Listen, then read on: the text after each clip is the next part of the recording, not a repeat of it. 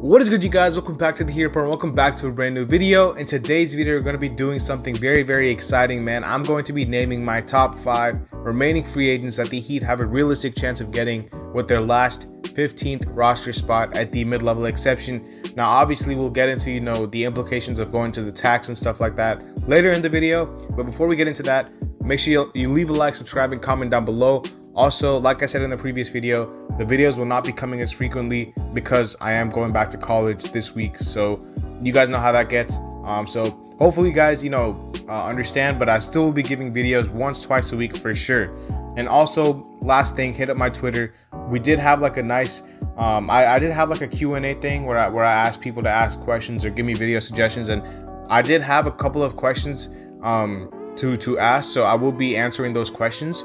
And yeah, shout out to the people who did ask questions, and we'll see if we can get some more people to ask questions, in future Q&As. And also, I do want to give the results of a poll that I also made on Twitter regarding KZ Okpala. So a lot of stuff we have to get through in this video.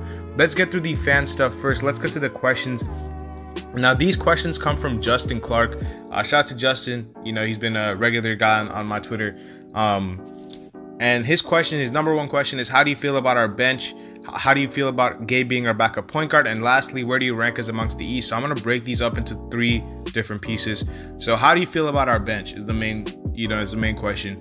Now, I think that our bench, the top half of our bench is pretty solid. I like Hero, I like Markieff, I like Dwayne Dedmon. After that, I do think it's on the two-way players from last year to step up, and Gabe Vincent and Max Strus, because I think they will probably be getting the majority of the minutes.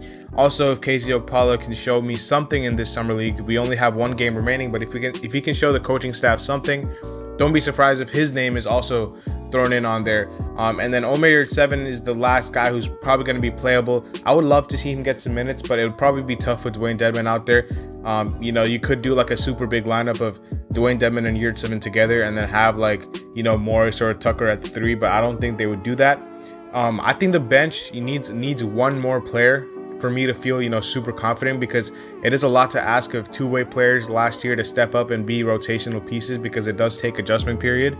But I do think that we'll figure it out, and I do think that, we can have periods where Kyle is on the floor and when Jimmy is not, and vice versa. So I think we can figure it out, but I would like to have one more guy who's going to be contributing, which I will be getting to later in this video. How do you feel about Gabe being our backup point guard? Now, obviously, regarding Gabe Vincent, now I'm not, like a huge fan of Gabe Vincent as far as, I like him, but I just don't see him as a backup point guard for us that we could need, because I don't think he's that facilitator. He did show that he can be a scorer in the Olympics, so that really impressed me. But whenever he played last year with us, he didn't really show much at all. He was very much a defensive first guard, which is really nice. But offensively, there was times where he was missing a lot of threes. But I'm glad that he did improve his game at the Olympics. He showed he showed a lot of people, what he was capable of, especially against Team USA. So I'm excited to see what he can do, because I think he'll get minutes, and maybe he can change, my opinion on him, my perspective on him with how he plays this season, because I think that he does have a great opportunity to be the backup point guard of the Miami Heat. And I think that, learning with guys, like Kyle Lowry, who's ahead of him, I think that he can have a great experience as a backup point guard for the Heat. But I do think that it's going to take some time. I don't think he's going to come in right away and just be, he's not going to be like Max Strus, because Max Strus, the reason I think Max Strus is going to come in right away and he's going to be an impact, because I think Max Strus does one thing that is very coveted, and that's shoot the ball. He's a very good shooter, so I think he's always going to be valuable from day one. But Gabe Vincent is going to have to find out what exactly he is, and that's going to take some time. So I don't think, I don't want people to expect Gabe Vincent to come in and start tearing it up at the point guard position, the backup point guard position right away. It's going to take him some time to adjust, So we have to, be patient with him. And that's what I was, I keep telling myself, I'm not trying to give up on Gabe Vincent. I don't think he's, a flop or anything like that. I think he will come around and he will be a serviceable piece for us. So as of right now, Gabe Vincent is unproven at the backup point guard position, but he has all the opportunity in the world to prove us right. And then lastly, where do you rank us amongst the East? Now, I think, when I was talking about it with my friends and also on this channel previously after we made the acquisitions, I would probably put us number 3. And, you know, this might be disrespectful to Philly and Atlanta, but I think that, you know, Milwaukee and Brooklyn are, I think, solidified 1 and 2. You know, whatever order you want to put them, it doesn't really matter to me. You know, I would probably have a healthy Brooklyn at number 1, but some people might have Milwaukee at number 1 because they won the championship. I would probably put us at number 3, though. I think that Philly has a lot of question marks, which is why I don't have them above us. I know Atlanta has won the, you know, Eastern Conference. They made it to the Eastern Conference Finals. But I just don't see them doing it again in like a stacked East. Like I still think that it's going to take a lot, especially because they have to figure out what they're doing with some of their wings. Like they have a lockjam at that wing position with Cam Reddish, Solomon Hill, shout out to Solo, DeAndre Hunter, Jalen Johnson. They have a lockjam at that 3-4 position that they have to figure out, and not to mention they just paid John Collins, so they have some questions that they have to answer. Philly definitely has questions they have to answer. I'm probably higher on Atlanta than I am on Philly because I think Philly's the better team on paper, but I think Atlanta has more continuity as far as chemistry is concerned. Philly, I don't know what's going on with the Ben Simmons situation. Like I heard that he's not answering calls or whatever. I think he has to be traded. Like if this is true, then you just can't have that in your locker room. So Philly, unless, you know, they lower their asking price, which doesn't look like they are, they seem to be on drugs thinking that they're going to get 4 first-round picks and a young talent for Ben Simmons. Like that's not going to happen, you know, especially after the last taste you saw of Ben Simmons was him being terrible in the playoffs. So we all know Ben Simmons has potential, but he didn't show it. And, you know, whenever, you know, a player underperforms, their value is decreasing. And Ben Simmons' value has rapidly decreased from what it was when he won Rookie of the Year, when he was an All-Star. So Philly is going to have to, you know, make that trade or do something with that Ben Simmons situation. But I would probably put us at number 3 then, because I think that behind Brooklyn and Milwaukee, I think that we have a really nice complementary team. I think Lowry addition was huge. Keeping Duncan was huge. And then also guys like PJ Tucker, Markieff Morris were big additions. We also kept Oladipo. And you know, when we're talking about backup point guards, Oladipo could come in, you know, when we need the season to start, he could be our backup point guard. So I like our team. I think we are the 3rd best team in the East. That's what I would say right now. And then those are the end of the questions. So shout out to Justin for asking those questions. And then before we get into the actual video, I'm going to be giving you guys the results of this poll. I'll put it on the screen as well. So the question was, what should the Heat do with KZ Okpala? 29% of you voted for waive before the season. 35% of you voted for trading him during the season, and then the rest of the 35% voted for keeping him during the season. So it was a very, very mixed poll. It was very close. You know, there were a lot of different answers. There were 17 votes, which is not, you know, the largest sample size, but it's still enough people to vote on a poll. So 35, 35, and 29 is a pretty spread out, you know, it's pretty spread out as far as who voted for what. Now, what I would probably do, and I think, you know, we would have to see, you know, if the Heat would do this, but I would probably keep him until the deadline. And if he's not really showing much, I would probably try to get rid of him and try to get in a guy that can actually contribute. But I don't know if that's what the Heat will do. I don't think the Heat will move on from him anytime soon, because I think they would have. So, yeah, those are the results of the poll for the Okpala situation. And yeah, we are at the point where we can finally get into what we're going to be doing in this video, which is me giving my 5 most likely free agents to be signed by the Miami Heat if the Miami Heat go over the luxury tax, which they will probably have to sign a 15th player on their roster, because, you know, they were at the luxury tax with the UD situation, you know, with him re-signing. That basically put them at the tax. So at number 5, I have a point guard in Frank Ntilikina. Now, Ntilikina has been a bust so far with his time in New York. Just to be blunt, he hasn't been anything special.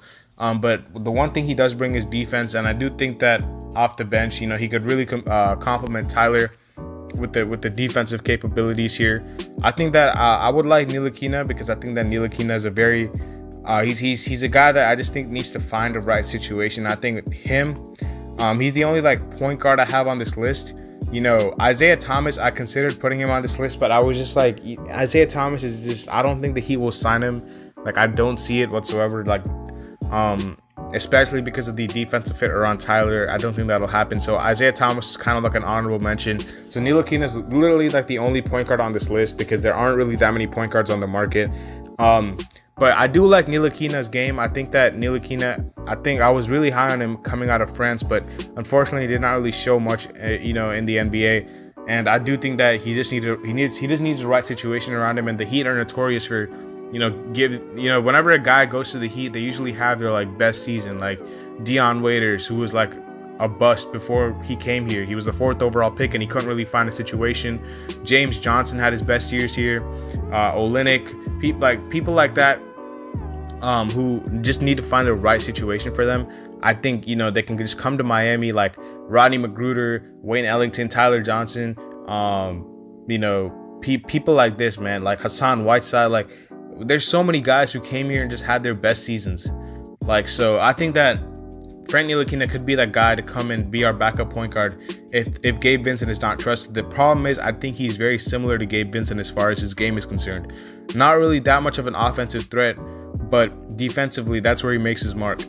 So he would be my number 5. At number 4, I have a guy in JJ Redick. I think that JJ Redick is a guy that, it's very, very funny, this pick, because, we all know, if you guys watch JJ Redick's podcast, they show a lot of love to the Miami Heat. Everyone thinks he's going to go to Miami in free agency, and he still might, but I don't think he'll go here. I think he'll probably go to the Nets or something, because he said his family's on the East Coast, so he wants to go like, and by East Coast, I mean like Northeast Coast, like where like Boston, Brooklyn, people like areas like that. I'm not talking about Southeast, but I think he'll go to where his family is, and I think that he'll, find a home, for himself in Brooklyn.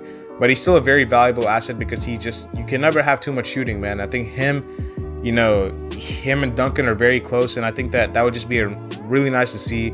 I don't think this will happen, but it's just, hypothetical. I'll put him at 4. At number 3, I have a guy who's a former Heat player, James Ennis.